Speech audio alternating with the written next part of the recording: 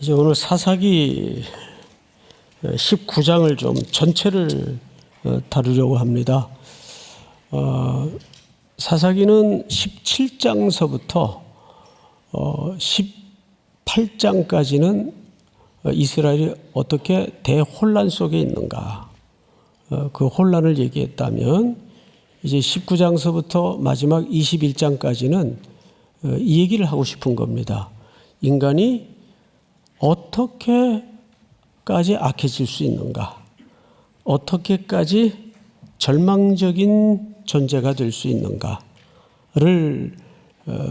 담고 있는데, 그 기록 자체가 이야기의 목적이 아니에요.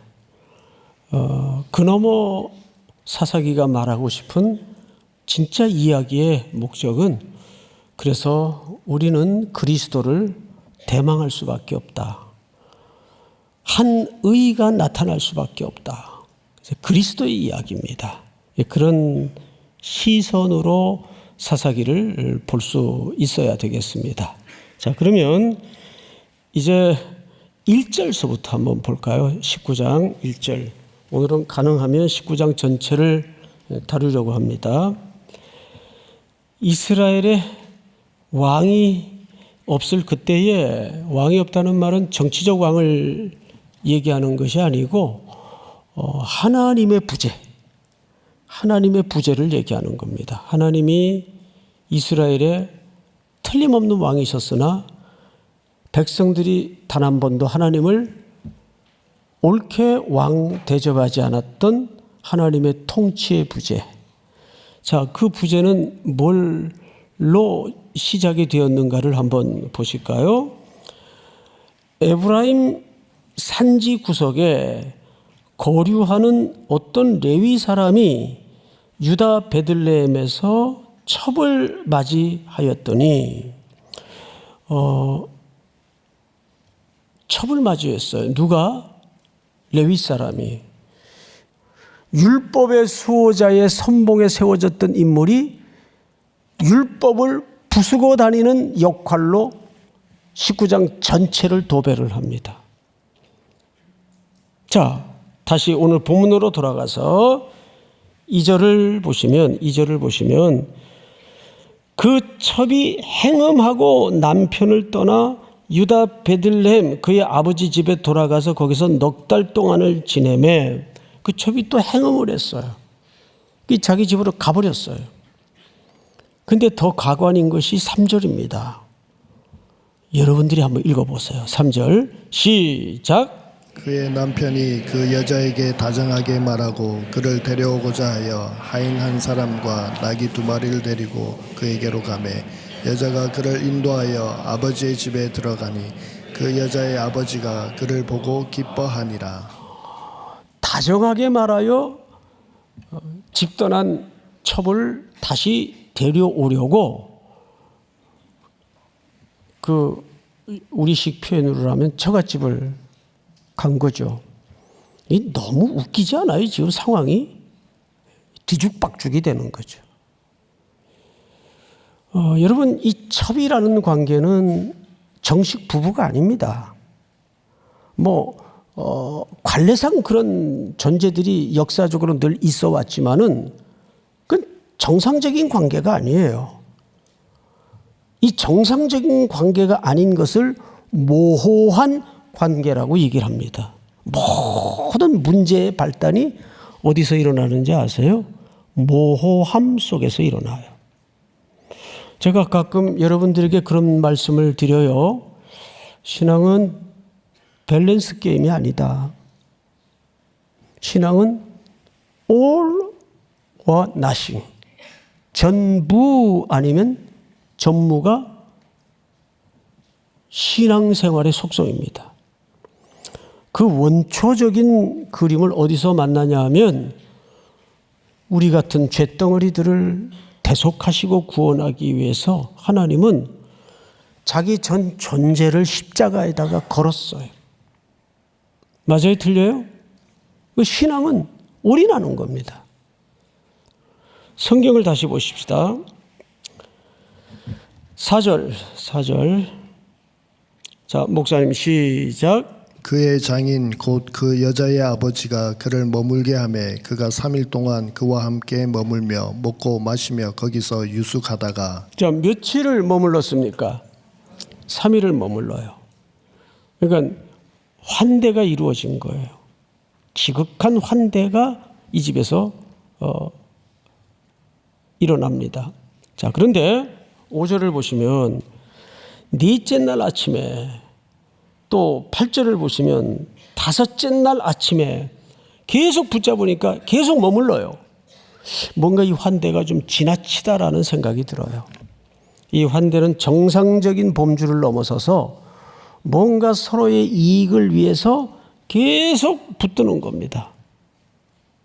그래서 학자들은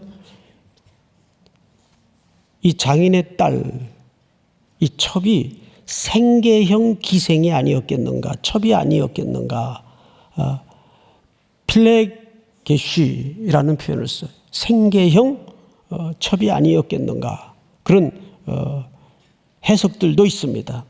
자, 그런데 문제는 몇 절로 넘어가시냐 하면 7절을 한번 보세요. 7절.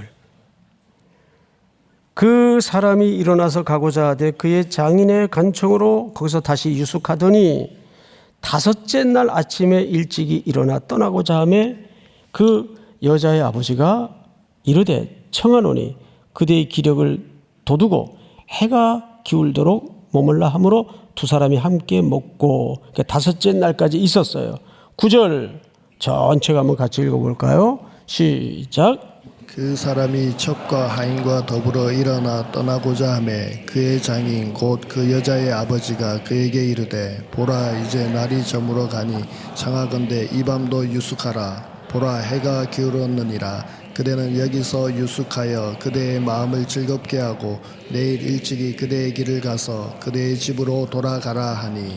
그 사람이 레위 사람입니다. 계속 다시 밤을 지내고자 하지 아니하여 일어나서 떠나 여부수 맞은편에 이르렀으니 여부수는 곧 예루살렘이라. 여러분, 여부수는 곧 예루살렘이라는 말은 무슨 뜻인가 하면, 여부수는 당시 이름이 여부수였고 그 훗날 역사가 흘러서 뭐가 된 장소란 뜻입니까? 예루살렘이 된 장소라는 뜻입니다. 이때는 이방 땅이었어요. 여부수가. 또 다른 말로는 예루살렘이. 그런데 훗날 이 지역이 점령되고 이스라엘에 편입되면서 거기에 예루살렘이 앉게 됩니다. 그런 의미입니다. 자, 성경을 다시 보세요. 예루살렘이라 안장 지운 낙이 2마리와 첩이 그와 함께 하였더라. 11절 시작. 그들이 여부수에 가까이 갔을 때에 해가 지려 하는지라. 종이 주인에게 이르되 청하건대 우리가 돌이켜 여부수 사람의 이 성읍에 들어가서 유숙하십시다 하니. 함께 동행했던 종이 현실적인 제안을 하나 합니다. 이제 레위 사람에게 하는 얘기죠. 저 어르신, 주인님, 현실적으로 지금 더 길을 가다가는 낭패를 겪기가 딱 쉬우니까 우리 여부수 지역에 들어가서 숙박을 하고 다음 우리의 목적지로 길을 떠나는 게 맞지 않겠습니까? 그랬더니 이런 지하에 거절을 해요. 거절의 명분을 잘 보세요. 12절 시작. 주인이 그에게 이르되 우리가 돌이켜 이스라엘 자손에게 속하지 아니한 이방 사람의 성읍으로 들어갈 것이 아니니 기브아로 나아가리라 하고. 네, 안 된다. 거기는 누구의 땅이기 때문에? 이방 땅이기 때문에. 야, 참 여러분, 인간이 종교심만 깊어지면 삶은 개판이어도 종교적인 껍데기는 그렇게 붙들고 싶어 해요. 그 형태를 껍질임에도 불구하고 유지하거나 지키고 싶어 하는 것이 종교적 열심이에요. 지금 자기의 행로는 이게 옳은 행로입니까? 옳지 않아요. 그런데도 종교적 껍데기를 끝까지 붙들고 싶고 명분을 붙들고 싶은 거예요. 어떻게 우리가 하나님의 백성으로서 이방 땅에 머물 수가 있느냐? 안 된다. 더 높은 죄를 지면서.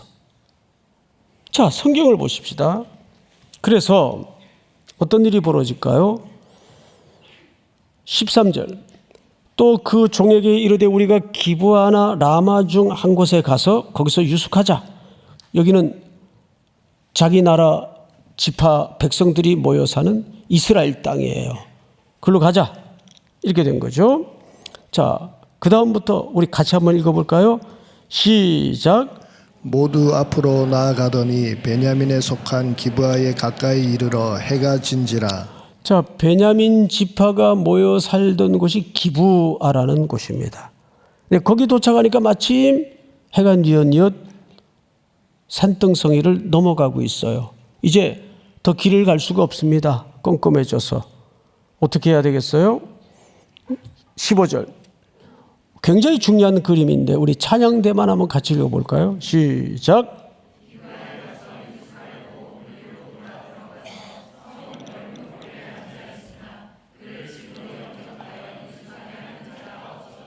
네, 사람들이 훤히 어디서든지 볼 수 있는 큰 성읍거리에 앉아 있어요.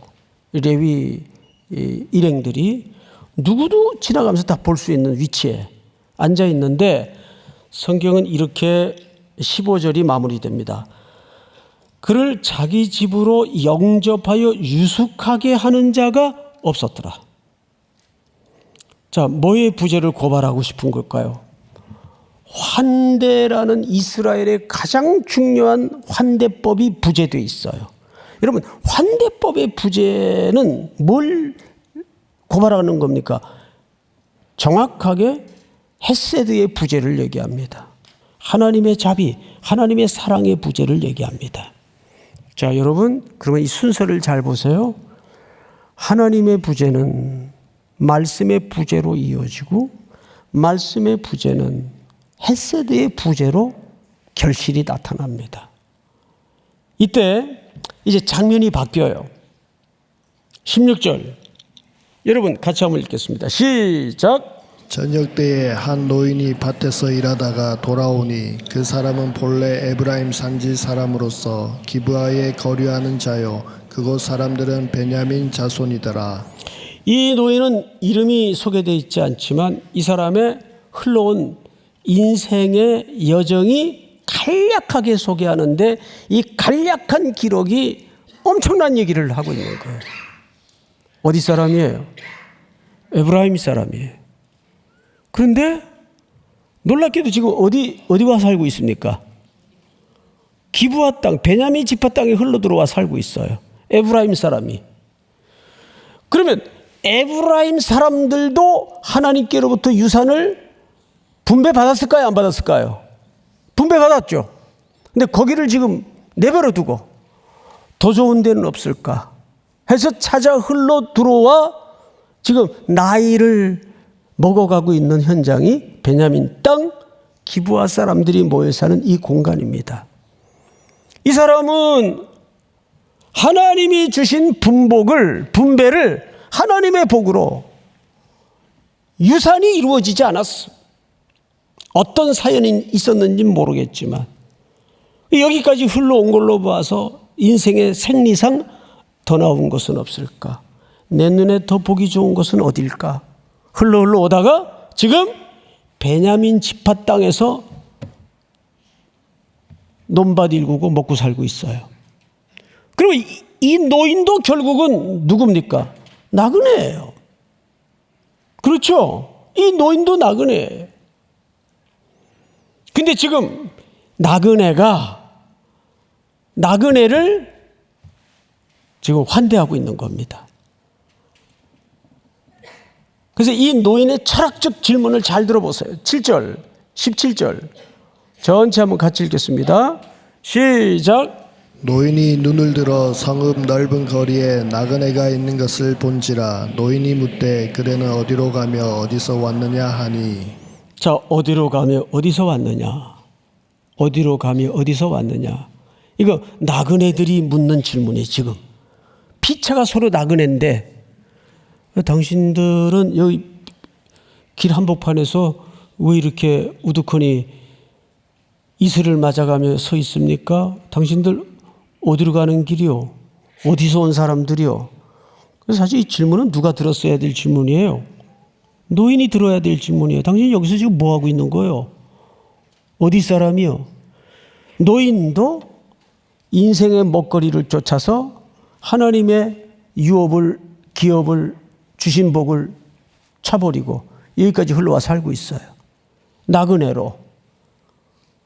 그 나그네 눈에 또 한 무리의 낯선 나그네가 눈에 띈 겁니다. 그래서 이 철학적 질문은 우리 인생이 피차 물어야 될 질문이에요. 어디로 가는 사람들입니까? 어디서 온 사람들입니까? 이 깊은 철학적 질문이에요.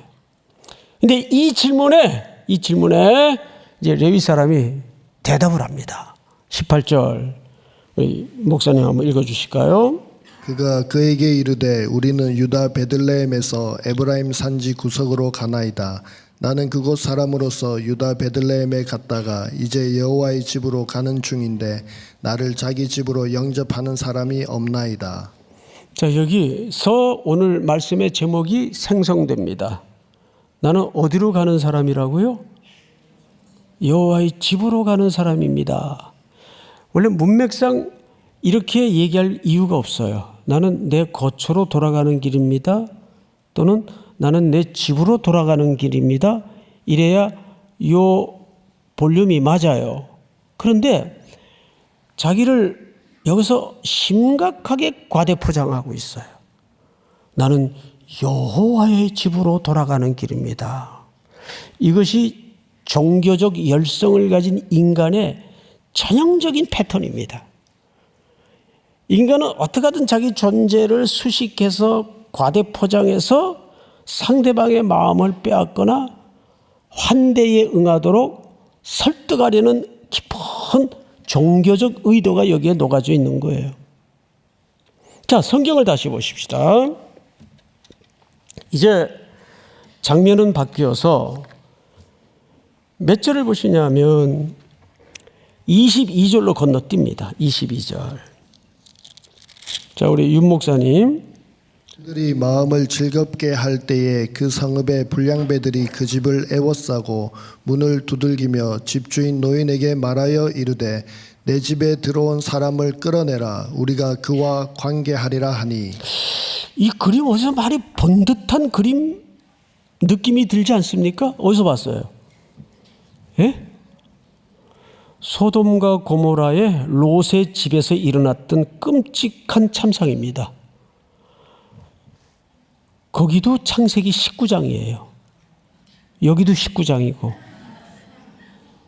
너무도 그 데칼코마니처럼 딱 마주하는 그림입니다. 그런데 차이가 있어요.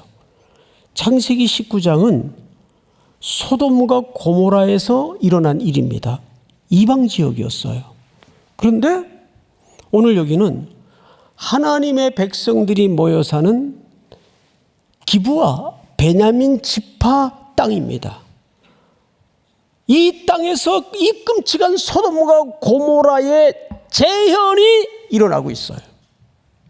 시간이 흐른 다음에 이미 하나님의 백성들 땅에 소돔과 고모라화 되어가는 동성애와 음란의 영이 임해서 이제는 소돔과 고모라를 넘어서는 끔찍한 행동들이 나타나고 있습니다.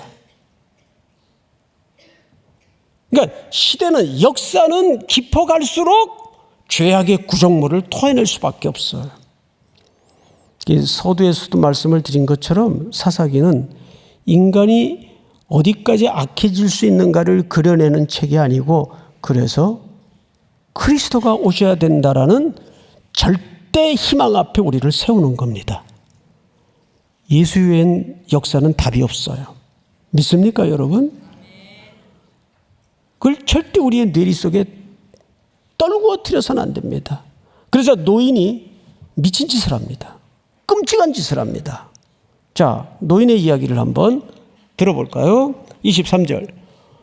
우리 다 같이 읽겠습니다. 시작. 집주인 그 사람이 그들에게로 나와서 이르되 아니라 내 형제들아 청하노니 이 같은 악행을 저지르지 말라. 이 사람이 내 집에 들어왔으니 이런 망령된 일을 행하지 말라. 24절 시작. 보라 여기 내 처녀 딸과 이 사람의 첩이 있은즉 내가 그들을 끌어내리니 너희가 그들을 욕보이든지 너희 눈에 좋은 대로 행하되 오직 이 사람에게는 이런 망령된 일을 행하지 말라 하나. 왜 미친 제안이라고 제가 거칠게 표현을 했냐면 종교 지도자의 목숨을 보호하기 위해서 자기 딸을 그리고 남의 첩을 비록 첩의 신분이지만 생명의 존재 아니에요. 수단화시키는데 서슴지 않습니다. 문은 열리지 않았어요. 살려달라고 살려달라고 얼마나 비명 지르고 소리쳤을까요? 그 손이 문지방에 걸려 있습니다. 그런데 싸늘한 아침 날이 밝자마자 레위인의 모습을 주목해 보십시오. 28절. 그에게 이르되 일어나라 우리가 떠나가자 하나 아무 대답이 없는지라. 이에 그의 시체를 나귀에 싣고 행하여 자기 곳에 돌아가서. 자, 여러분 여기 시체를 나귀에 실었다 그랬는데 원문은 그녀를 나귀에 실었다라고 돼 있어요. 그래서 이 스토리는 여인의 죽음의 시간을 열어놓습니다. 밝히지 않아요. 그러니까 일어나라 가자라고 말했을 때 숨이 붙어 있을 수도 있었다. 그를 얹고 가다가 숨이 멎었을 수도 있었다. 결국 이 가해자가 누군지를 지독한 날카로움으로 폭로하는 겁니다. 레위인입니다. 이 폭력의 한복판에는 레위인이에요. 다시 언급하자면 레위인의 직무는 뭐라고요?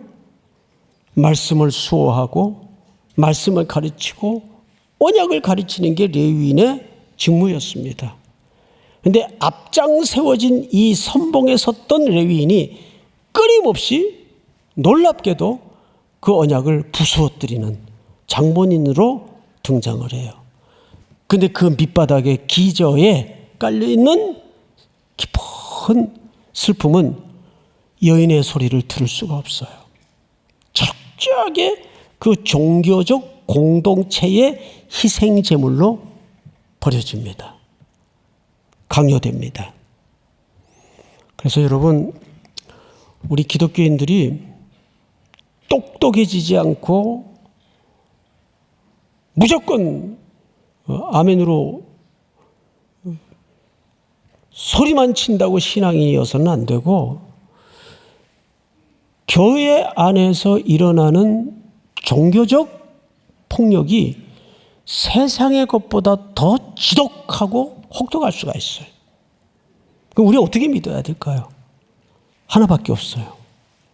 교회는 그래서 늘 우리가 철저히 말씀 앞에 죄인임을 매주 이렇게 거울을 열어서 들여다보고 그 거울 앞에 마주선 우리 각자의 입술을 통해서 오 주님 맞습니다. 옳습니다. 주님의 보혈에 흘린 피의 공로 없이는 내 침 삼킬 틈도 없이 나는 여지가 없는 죄인입니다. 한국교회는 이 그리스도의 십자가의 보혈 앞으로 돌아와야 돼요. 믿습니까?